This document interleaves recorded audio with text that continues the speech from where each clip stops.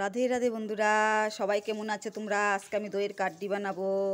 অনেক গরম পড়েছে, রোদ উঠেছে, এই জন্য আজকে দইয়ের কাড্ডি বানিয়ে তোমাদেরকে শেয়ার করব, দেখাবো। তেল একটু দিব, বেশি দিব না। তেলটা গরমে যে সরষা সম্বাদ দিব। দই, টক দইয়ের কাড্ডিটা অনেক গরমে ভালো লাগে খেতে। তোমরা ওইভাবে বানিয়ে খাবে।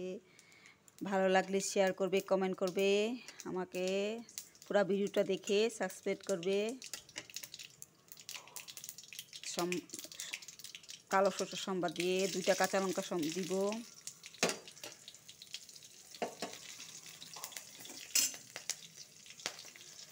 কারি পাতা দিব।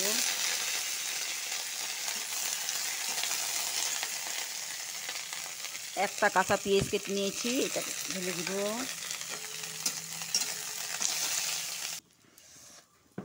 পরিমাণ মতো লবণ দিয়ে দিব। সামান্য একটু হলুদ দিব। তোমরা হলুদ না দিলেও পারো, আমি একটু হলুদ দিব।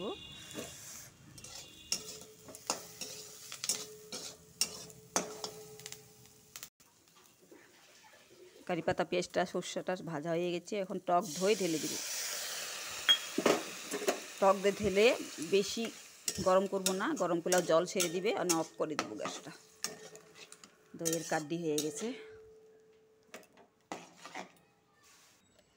এই গরমের মধ্যে দইয়ের কাড্ডি বানিয়ে খাবে, অনেক টেস্টি লাগে।